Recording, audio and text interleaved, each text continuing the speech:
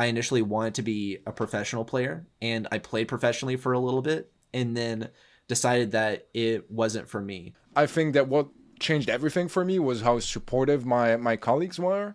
I'm not talking about ReddySet, he was just on the bench, but like sometimes I'm really bad at catching sarcasm.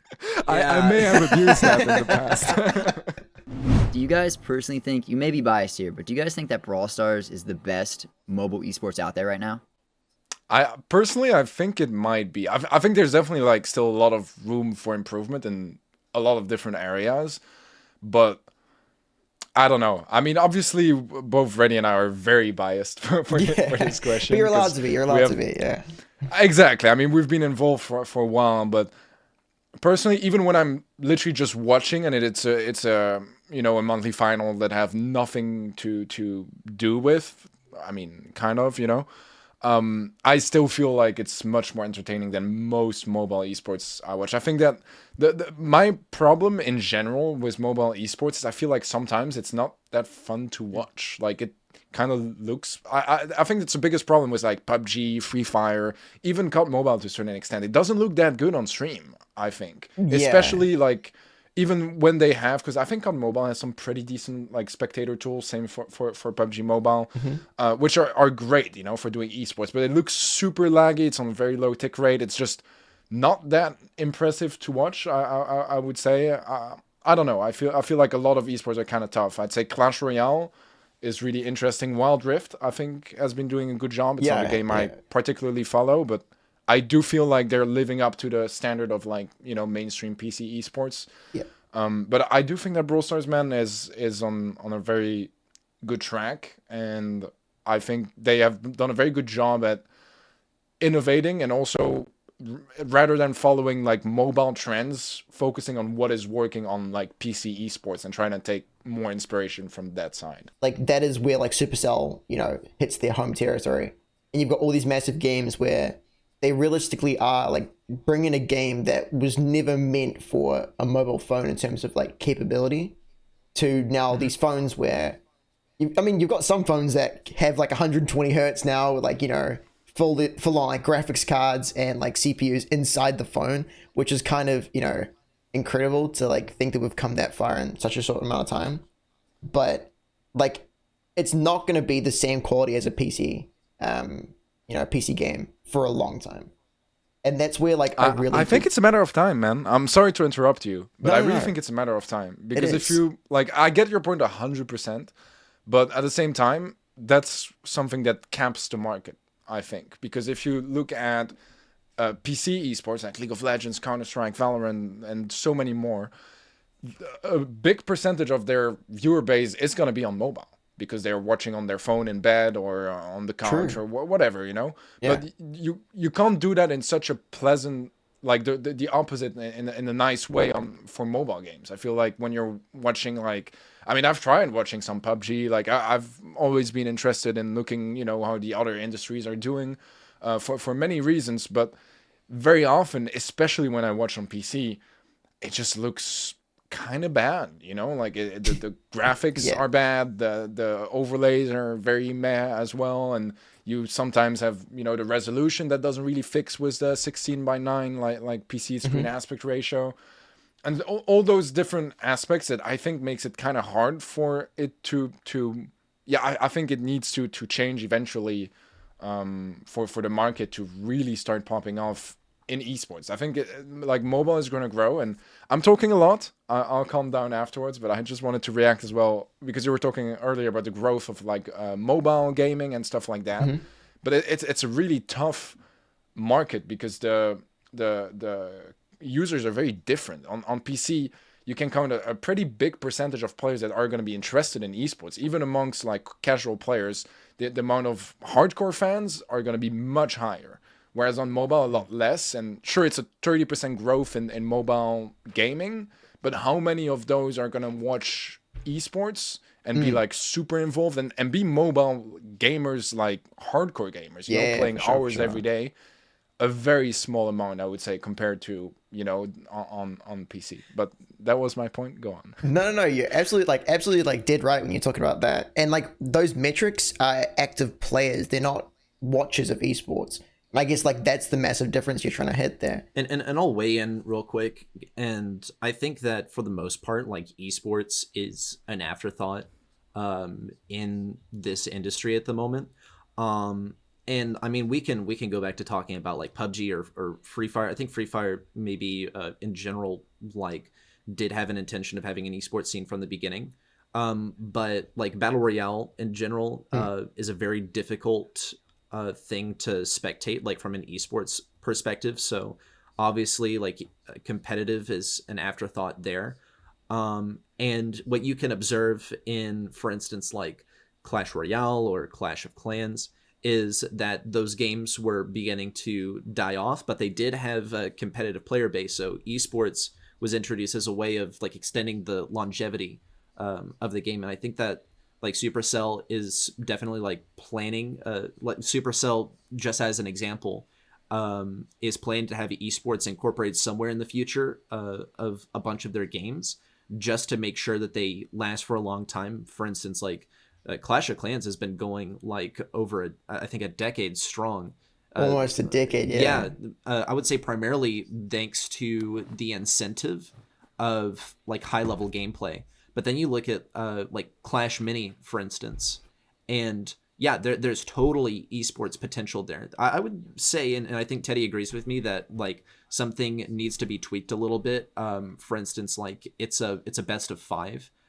Which I think is a pretty big issue for an auto chess where typically you have a lot more turns than just 5. But once you get to like the high levels, there's nothing beyond just competing for like digital points, right? People gotta be able to like, you know, make a career or make some kind of like content out of that if you want to have esports players, because it's a very demanding job. It's a very demanding, I guess, like a side activity in general as well to be a competitive player. And if there's no way of like supporting yourself off that, then obviously that's not really encouraging people to like stay at the highest levels. In fact, it's, you know, it gives no encouragement at all and leads to, I think, burnout. Maybe in the case that you experienced too. I'd say that because you mentioned me earlier, right, Reddy? I have probably even more like a strong opinion with Clash Royale. For me, it was a miss. I was super excited about it. I loved auto chess games. I really did. Like, I wasn't like super good or anything, but I did really enjoy them. I thought the concept was really unique and fun and a new thing. I think they did a good job at making it like very accessible, but I don't see that much esport potential. Like, I don't see too much like hype in the game. Like, that's my personal opinion, right? I'm not like super informed. I did play it at release for like a week and spend too much money on it. But personally, I feel like the game is like just too casual kind of, and there was too much of a random factor to it, at least from my experience. And I think that when we talk about esports, and ReddySet mentioned it a little bit already, there's the term spectator sport, which is really, really important, because it basically means, is your sport a good sport to spectate? I mean, esport in this case, right?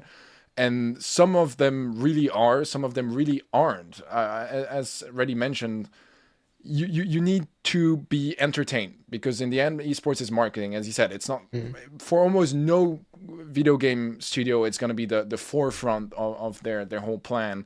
It is a marketing tool for the most part, you know, and a way to get engagements and keep the game alive, and have interest around the game, have it trending, etc., etc.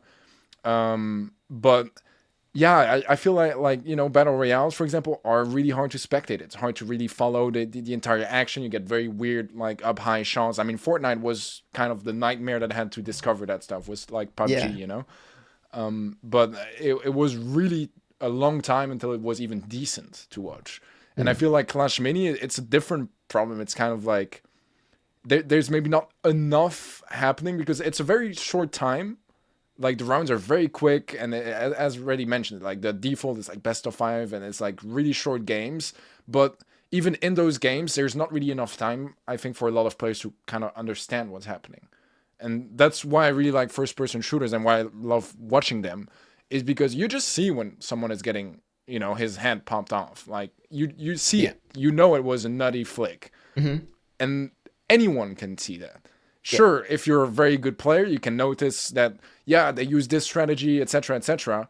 But in the end, the simple core basics of the game is like super easy to see skill. And I think that's a big part of esports. I think that's also why I fell in love with Brawl Stars, because when someone gets diffed mechanically, or even on a matchup, it's fairly clear and easy to understand what happened. And you don't need to be like super good at the game to understand it. And I feel like with Clash Mini, it was I would probably be super confused, and I've played the game, so. No, that's a good take. That I actually got obsessed with Valorant esports for a while. I've never touched the game, but even without playing, I understood when an insane flick was made, when an insane play was made. That like just got me excited. I would watch like during the tournament season, I would watch like 6 hours a day when I was supposed to be in class. Like absolutely, like spectator sports absolutely is a real thing. We were talking with Itsu, and he had quite a different opinion about Clash Mini esports. He said that with a good caster, with that 15 seconds in between rounds, it could be perfect for them to talk about both sides of the strategy of what could be going on. So the average viewer at home can kind of get an insider scoop so they can understand what's happening, which could be very beneficial for it. But he was saying he's kind of bullish on he thinks it's going to be very good in the esports scene, but just has to have the good casting talent there. Yeah, I mean, like that's just the challenge of like of being an analyst, right? Is you got to get in their heads, and that whole entire preparation phase, like it's all just a mind game, right? I think that you know, if typically when you're casting, your dynamic is you have like kind of the host role, and they do like play-by-play commentary, and then the analyst who kind of zooms things out, sees the big picture, gets inside people's heads and sees like what's happening. And there, you know, could potentially be some issues where there are not a lot of plays going on. So the host, play-by-play commentator. I mean, there's no play-by-play. Right, exactly. So, There's no plays happening. right, so you can talk about like what's actually like physically happening and be excited about it. But then you have most of the phases of the game is actually just preparation. So it's primarily analysis. It's not super like hype if you're catching what I'm saying, but I mean, you know, maybe you can find an approach to it that truly does make it entertaining. I definitely do think with like Clash Mini, it's so early on in terms of its development that, like, you know, in 6 months the game that we know could be completely different, and there is like a lot more aspects to it. Like I think Teddy was saying before how like I mean, like I have been watching Teamfight Tactics, you know, the Riot auto chess game for a long time, and when you look at the complicated scale of that game, you know, someone who's new would have no idea what's going on. And I guess that is where Supercell has gone, you know, we need a new type of game to play, because they don't want to like make another game that just was like Clash Royale or Brawl Stars. They wanted something new, and auto chess is that new like phase for them, I'm sure. But then I definitely think that, you know, as the game progresses, it will get a lot more complicated, and there'll be more things to talk about, and obviously the game is not in real time. Like there's nothing you can like click a button and it, you know, it does something mid-round. But the more aspects that are, you know, introduced into the game, I definitely think analysis is where, you know, the content's going to come out of this.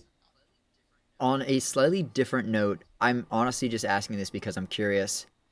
How was it being live at Worlds? Because they didn't have any spectators there. How was it? I guess I'm the one to I was a spectator of sorts, right? Maybe I can can give like the behind the scenes. Yeah, you were invited. You were there. Yeah. Yeah. No. Oh, okay. I thought you were gonna do that now, but fair enough. After you. Yeah. He said, I can do that. Okay. It was incredible, honestly. I think it was the perfect feeling of being incredibly nervous and anxious, but also just overwhelmed by positive, like energy. Everyone was so hyped up. Everyone was so professional. Everyone was so passionate. Like that's the crazy thing as well, especially when you get to meet those people in real life, is that you notice that even I was gonna call some random guy, but everyone behind the scenes, you can see their passion for their jobs, and for a lot of them also just their passion for the game. Because when you work on a game for that long, there's gonna be people behind the scenes that don't really care too much. It's their job; they don't have to be in love with it. But there are also a lot of people that you can see how hard they're working, but also how much they've committed time to just playing the game because they got into the game through watching. And getting to meet all those people and seeing how hard they work and how much effort it takes to get a show like the World Finals going was just so overwhelming. But once again, in a very positive way. And I think that's also, why I was so excited about the whole process and why things, at least I felt like on my end, went very, very smoothly, despite being very anxious, because it was all so positive. And from a caster's perspective, I think that what changed everything for me was how supportive my colleagues were.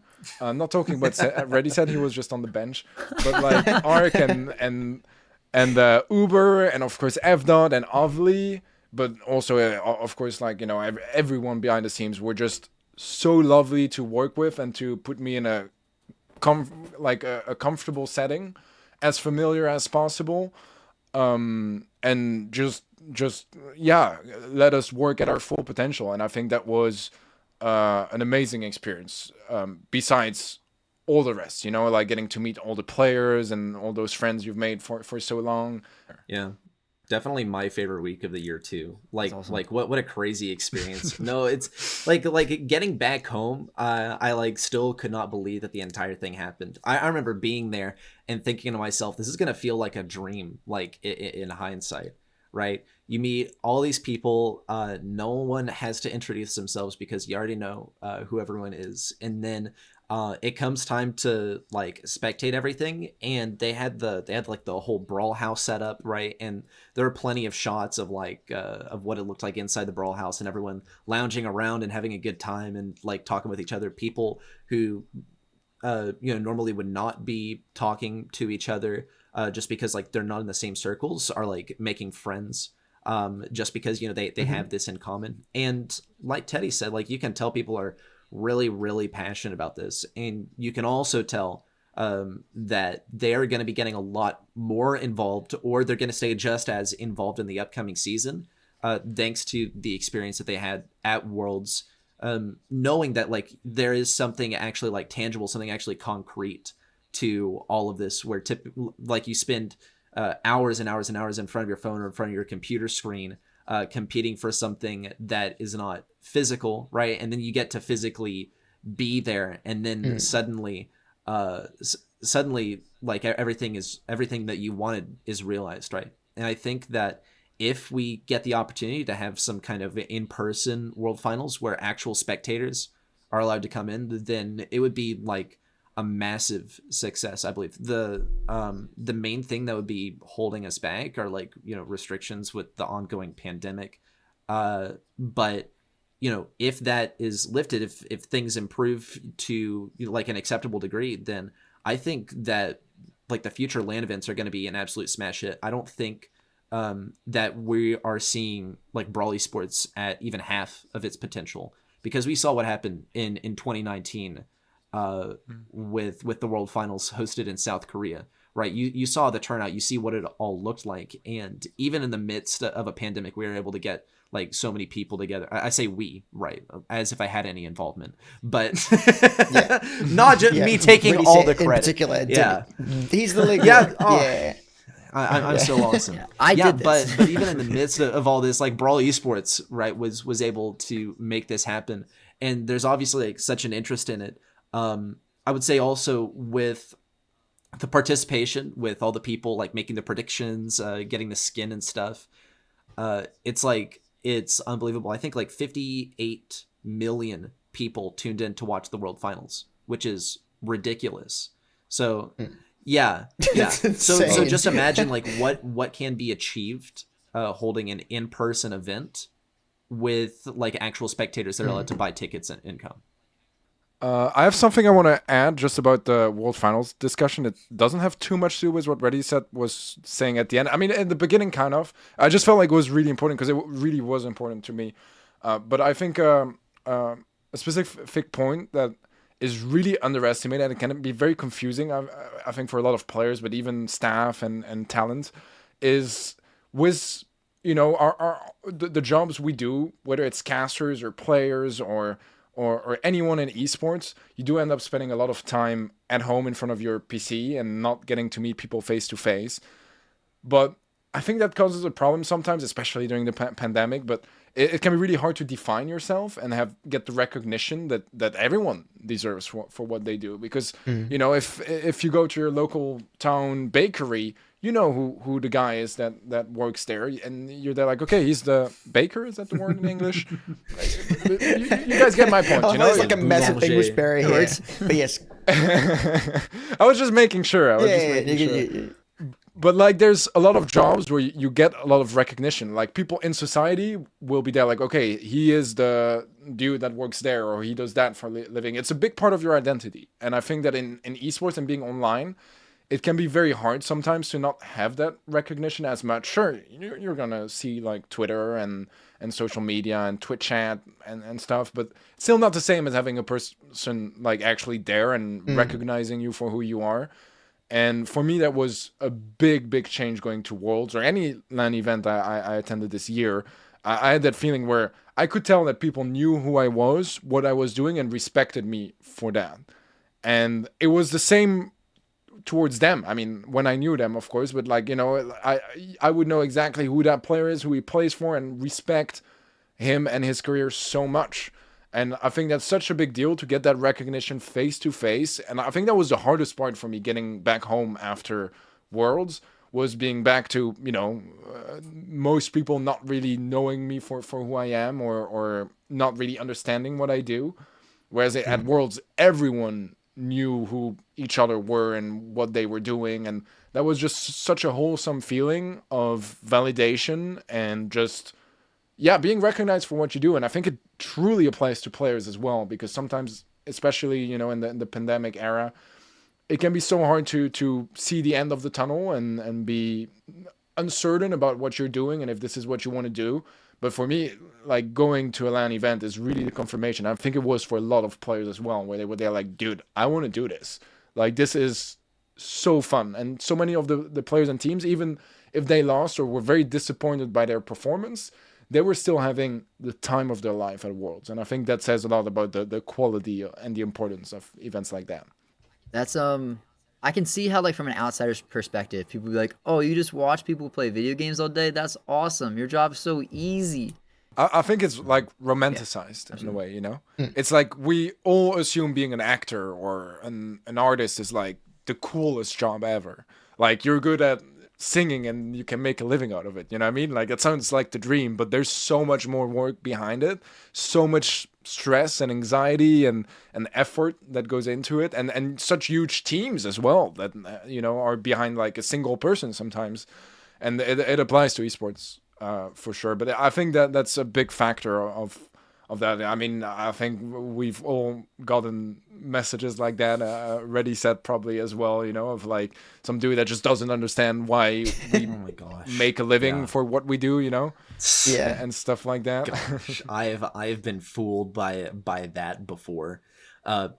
Sometimes I'm really bad at catching sarcasm. I may have abused that in the past. I don't see, the thing is, I don't mind being the butt of the joke, right? When it's a joke, like, in good faith, right? But I think like on several occasions, you know, I've been told like ReddySet, like, you know, I look up to you so much, like, you know, I want to be a caster one day.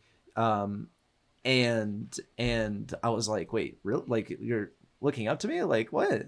And then someone else like, no, he's joking, right? Like no one, no, we don't want to do that, right? And I think it comes from kind of like my origin in like Brawl Stars in particular, where I initially wanted to be a professional player, and I played professionally for a little bit, and then decided that it wasn't for me, right?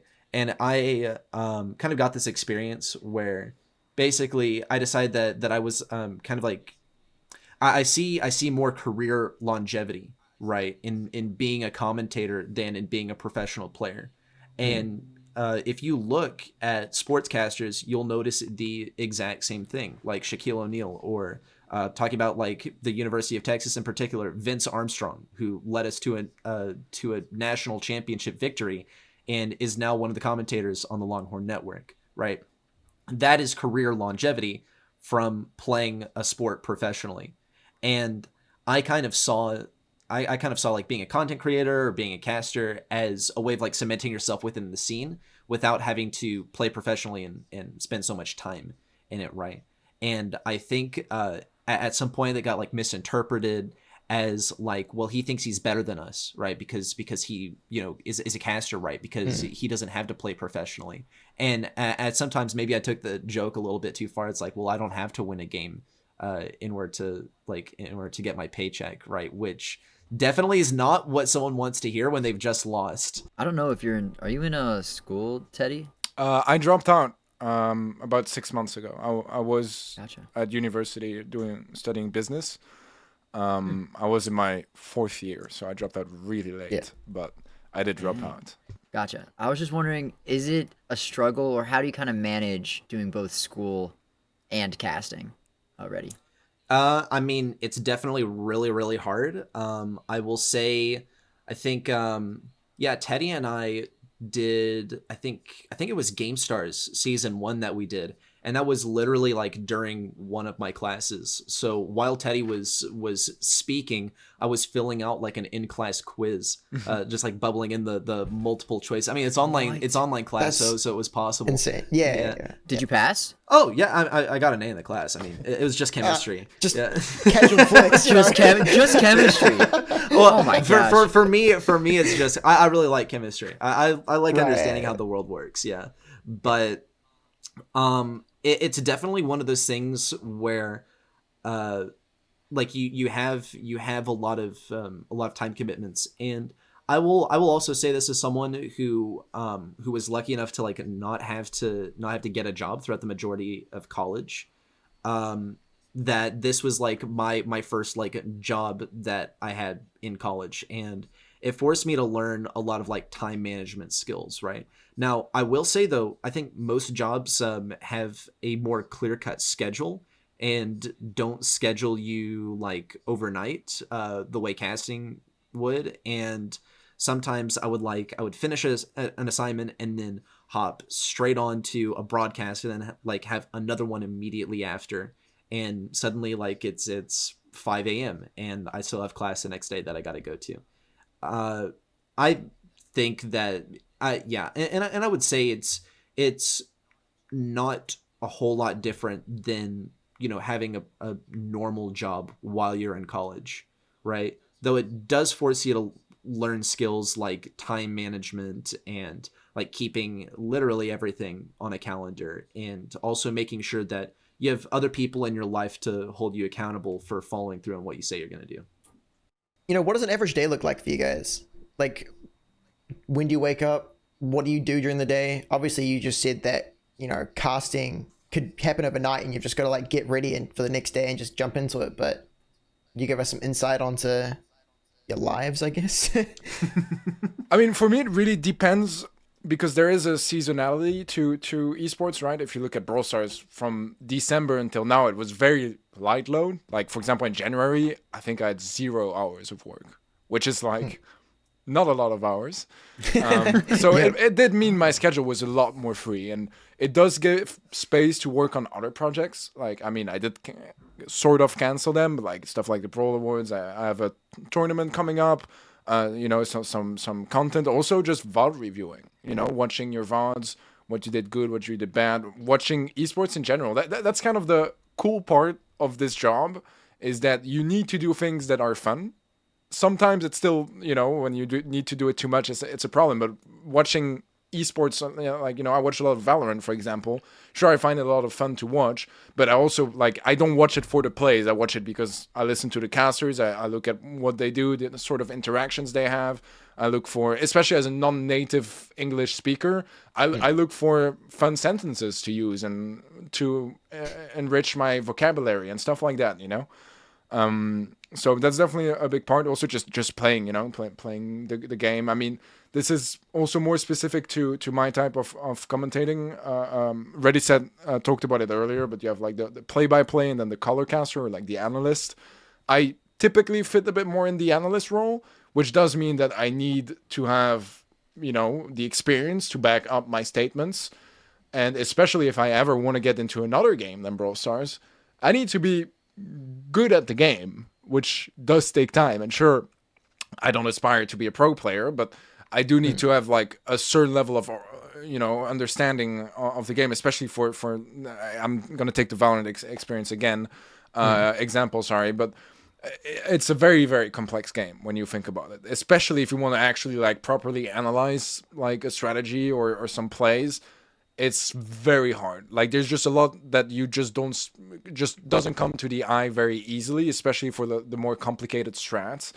So that stuff can take a lot of time. But obviously, when you have a gig that can be 4 to like 8 hours of your day just straight up being live or on rotation with other casters, obviously streaming, creating content, all that stuff is really important too. Not that I do much of that anymore, but it can be very, very, just costs a lot of time, and there are tournaments where we get the chance to have much more creative control than others, where we are very early in the process behind the project and helping them out to make a good league or a good tournament. Because a lot of tournament organizers, they just don't really know Brawl Stars, or sometimes don't even know mobile whatsoever. So they come here, they have like a project that is to do a Brawl Stars tournament or league, but they don't really know what they're doing. And if they're good at their job, they'll ask you what they should be doing, and they'll get information from native players to try to have something that works, so you don't end up playing on Purple Paradise, and stuff like that.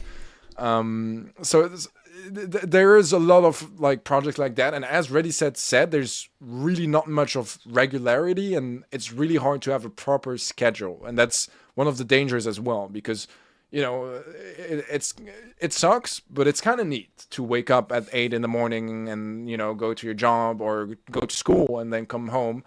When you don't, it's very nice sometimes, but sometimes you also feel like you'd be a lot more productive and have more free time even to do what you enjoy doing, because if you had a bit more structure around you. And as a person that doesn't have the most discipline, it's a big challenge to get everything going on time and having the time to do what I want to do in my personal life, having a social life. My day to day, I mean, I'm definitely here with Teddy. Like, I'm not like super disciplined.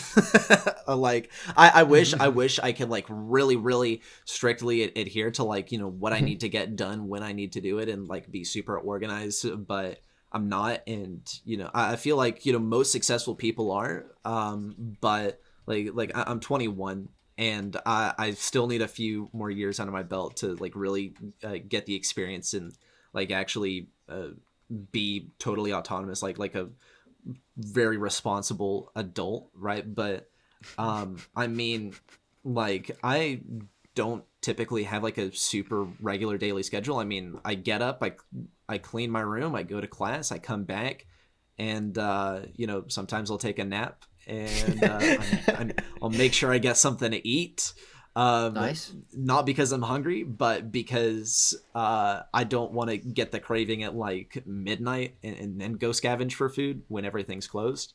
Good stuff, so, Reddy. I mean, I don't know. Like I could definitely be the YouTuber who's like, welcome back, guys. Today I'm gonna be going through my 12 steps like to getting ready every single morning. Like, most people aren't like that. I'm not gonna pretend to be like that. I just wake up to get to class just on time, and do stuff like right when it needs to be done. Like, I had homework that was like due 24 minutes ago, and I was finishing it up like right before we got on the podcast. Like Teddy called me up and he's like, hey, like podcast is gonna be starting soon, so I figured we could just like chill here together. And I told him like, bro, I gotta write down like this last bit on my homework. And just like Teddy, like I do a lot of things, right? I have a lot of ambitions. There's so many things that I want to do like in the day that just aren't in that there's just not enough time for.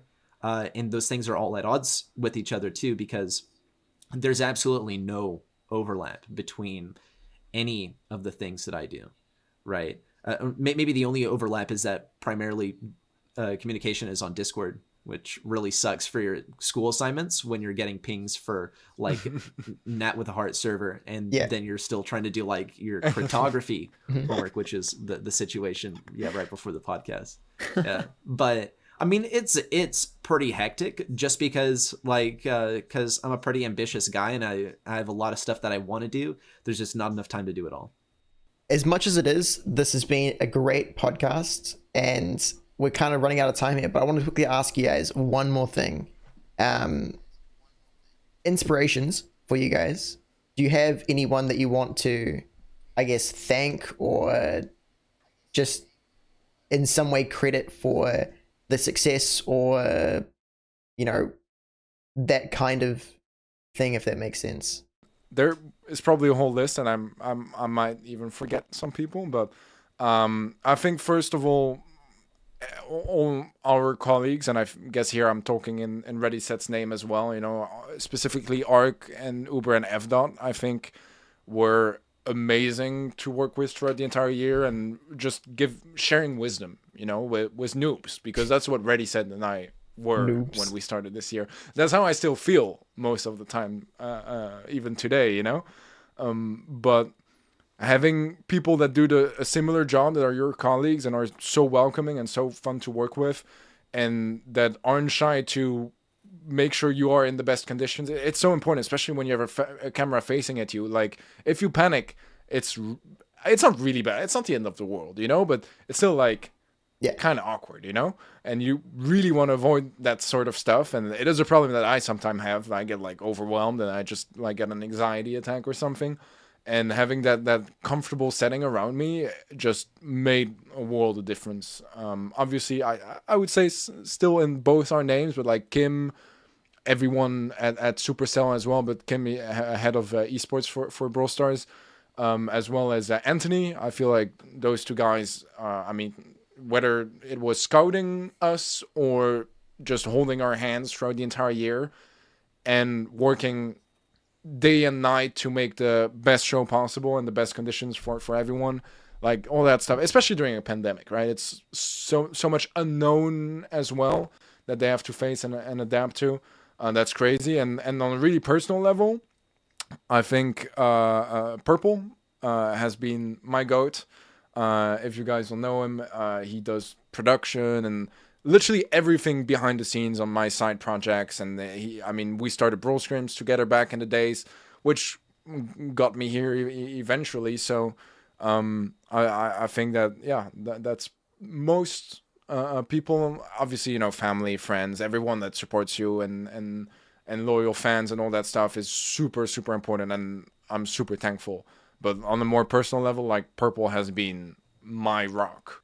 Yeah, definitely gotta thank, I don't know if you know him, but Crix, he used to be president of Team Clovers before it merged with Aphelion, and now he's managing all the talent at Gallant Esports, where I'm working now. So Crix is the reason that I started casting to begin with, so I'm super, super grateful for him. I'm grateful to Ice Crow for getting me into the competitive scene to begin with. Also, my friend Menace for just being a really, really great friend and being a pleasant person to play Brawl Stars with and create content with over the last couple of years, as well as Teddy, especially for helping me out getting into the scene with BSC, with the official stuff, and being my partner through a lot of the broadcasts that we've done together. Also got to thank FDOT and Arc for their experience in the industry and for like being super knowledgeable and always being open to help me. And of course, also Anthony for like believing in me and seeing the potential in me and knowing that I was like willing to work hard. over the course of the last year to become like a halfway decent caster. and also all the people at Supercell working really hard, like Danny and Paula, what they do on the main social medias, but also Kim for being a fantastic esports director too. Guys, that's it. The podcast is done. Thank you guys so much for coming on. Do you guys want to plug anything? Feel free to plug literally anything you want to. Just a quick note, this podcast will probably come out 3 weeks after this recording date. So if you have anything, like, I know, Teddy, you've got a tournament. I do actually. It's gonna be over by then, so maybe you can check the VOD. But otherwise, TeddieCasts on Twitter, Instagram, TikTok, YouTube, Twitch. Yep. I think that's it. But yeah, wherever, just TeddieCasts. You can just Google it if you don't know where you want to follow me. Okay, just Google it and look what shows up. But yeah, besides that, an honor to be here. It was a lot of fun. I mean, when I knew I'd be working with ReddySet, I immediately thought, like, okay, I mean, this can only be fun. It's gonna be experience nonetheless. You know, it's gonna be something special. Yeah. Exactly. I thought, even in case it's actually bad, because you never know, you know. Even in case it was actually bad, it would still be fun because Reddy is here. So that's you, quite Reddy, nice, isn't it? For being a part of it. It's pretty cute.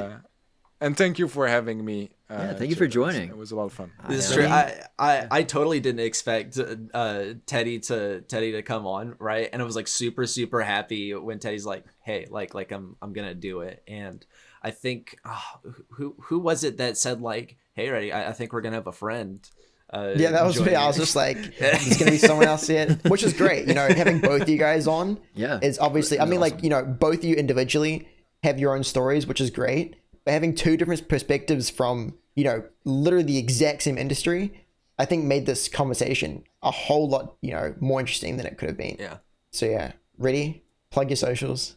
Yeah, I mean, just twitch.tv/ReddySet, or I mean, if you want to go to ReddySet.tv, you can find all my stuff there. Gonna have more stuff coming out on YouTube. I'm making big moves there, so it's just youtube.com/c/ReddySet/?subscribe if it equals 1 if you're feeling adventurous. Nice. That's what. Do your Twitter. My Twitter. Oh, plug yeah. Your Twitter. What is it? Ready, set, go. All right, guys, we're done. Thank you guys so much for watching. Have a good day, everyone. Everyone has to wave now. You have to go like this. There we go. Perfect, guys.